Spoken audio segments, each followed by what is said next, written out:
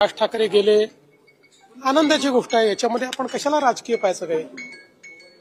शुभेच्छा त्याला देण्याकरता ते गेल्यात. आमच्या शुभेच्छा आहेत उद्धवजींना, सगळ्यांच्या शुभेच्छा. त्याला काय जन्मदिवसाच्या शुभेच्छा दिला जाणं याच्यामध्ये राजकारण पाहणं योग्य नाहीये. सुरुवातीपासून महाराष्ट्रातल्या मनातला घडेल असं बोललं जात होतं, अनेक लोक तर्क लावत आहेत. बघा, महाराष्ट्राच्या मनात काय आहे हे तुम्हाला विधानसभेच्या निवडणुकीत दिसलं आणि महाराष्ट्राच्या मनात काय आहे हे तुम्हाला ज्या स्थानिक स्वराज्य संस्थाच्या निवडणुका आहेत त्यातही दिसेल. आता काही पक्षाच्या नेत्यांच्या मनात काय आहे ते महाराष्ट्रातल्या मनातलं आहे असं म्हणणं काही योग्य नाही आहे. फार मोठं स्टेटमेंट होईल ते. मिसाळ यांनी ज्या पद्धतीनं आरोप केला, आरोप नाही केला, पत्र लिहिलं, राज्यमंत्री ज्या पद्धतीने म्हणतायत, कॅबिनेट मंत्री आणि राज्यमंत्र्यांमधला वाद उघडपणे बाहेर आलेला आहे. राज्यमंत्र्यांना अधिकार बहाल करण्यासंदर्भातही प्रश्न उपस्थित झाला आहे. पहिली गोष्ट तर मला असं वाटतं की अशा प्रकारे पत्र लिहून वाद तयार कोणी करू नये. मंत्र्यांनी आपापसात बोलावं आणि मंत्र्यांना काही अडचणी असतील तर त्यांनी त्या मला येऊन सांगाव्यात. म्हणजे त्याच्यातल्या अडचणी आपल्याला दूर करता येतील. शेवटी मंत्री आणि राज्यमंत्री हे दोघंही एकाच शासनाचे भाग असतात. सगळे अधिकार हे मंत्र्यांकडे असतात. मंत्री जे अधिकार देतात ते राज्यमंत्र्यांचे अधिकार असतात.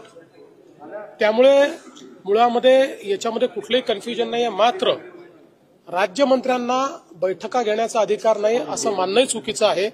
राज्यमंत्र्यांना बैठका घेण्याचा पूर्ण अधिकार आहे. पण अशा प्रकारच्या बैठकांमध्ये जर काही धोरणात्मक निर्णय असतील तर ते धोरणात्मक निर्णय हे मंत्र्यांशी बोलल्याशिवाय घेता येत नाही, किंवा ते घेतले तर त्याला मंत्र्यांची मान्यता घ्यावी लागते. मला असं वाटतं की मंत्री आणि राज्यमंत्री असं दोघांनीही सामंजस्य दाखवलं पाहिजे आणि काही अडचण असेल तर माझ्याशी बोललं पाहिजे. पुणे पोलिसांनी आज एक कारवाई केली आहे. त्याच्यामध्ये जे प्रांजल खिवडकर आहे त्यांना आणि त्यांच्या सहकार्यांना अटक करण्यात आली. ते अंमली पदार्थ किंवा असं रेव पार्टी. बघा, मी पण हे माध्यमातच पाहिलंय, कारण आपण स्वतः बघितलंय. मी सकाळपासून कार्यक्रमांमध्ये आहे तेव्हा मला त्याचं ऍक्च्युअल ब्रीफिंग काही अजून घेता आलेलं नाही. पण जे माध्यमात दिसलंय त्याच्यामध्ये पोलिसांनी एक रेव पार्टी बस्ट केलेली आहे. त्याच्यामध्ये काही लोक सापडलेले आहेत, त्याच्यामध्ये काही ड्रग्ज वगैरे सापडलेले आहेत. आता मी पूर्ण याचं ब्रीफिंग ज्यावेळेस घेईल त्यावर याच्यावर बोलू शकेल.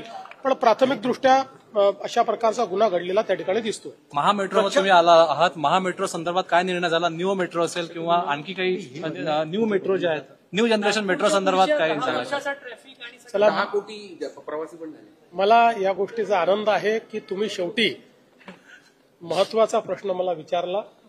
जो खरा जनहिताचा प्रश्न आहे तो शेवटी का होईना या ठिकाणी तुम्ही विचारला, त्याबद्दल तुमचे आभारही मानतो आणि तुमचं अभिनंदनही करतो.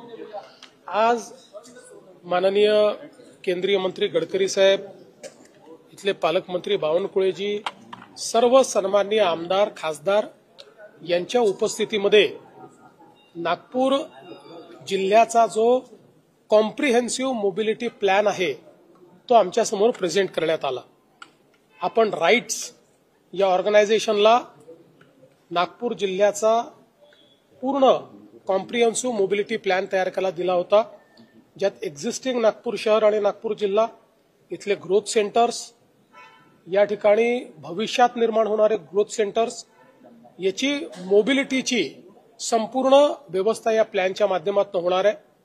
या प्लॅनचे काही भाग आहेत ज्याच्यामध्ये मिसिंग लिंक्स जे आहेत त्याचे इम्प्रूव्हमेंट करणं, काही ठिकाणी रस्ते मोठे करणं, काही नवीन रस्ते निर्माण करणं, काही रिंग्स तयार करणं, काही ठिकाणी अंडरपासेस किंवा त्या ठिकाणी ओव्हरपासेस तयार करणं, काही ठिकाणी फ्लायओव्हर्स तयार करणं, काही ठिकाणी आपल्या ट्रान्सपोर्टेशन सिस्टीम करता व्यवस्था तयार करणं, बसेसची व्यवस्था असेल, रॅपिड मास ट्रान्झिटची व्यवस्था असेल, त्याच्यानंतर आपली मेट्रोची व्यवस्था असेल, याचं इंटिग्रेशन करणं, ट्रॅफिक सिग्नल्सचं इंटिग्रेशन करणं, ट्रॅफिक सायनेजेसची निर्माण करणं, फुटपाथचं निर्माण करणं, फुटपाथवर सायकल लेन्स निर्माण करणं, या सगळ्या गोष्टींच्या संदर्भात अतिशय कॉम्प्रिहेन्सिव्ह स्टडी करून पुढच्या 30 वर्षातलं जे नागपूर असणार आहे त्या नागपूरमध्ये कशा प्रकारे ग्रोथ होते आहे, त्याच्याकरता लोकांच्या मोबिलिटी करता काय काय आवश्यक असणार आहे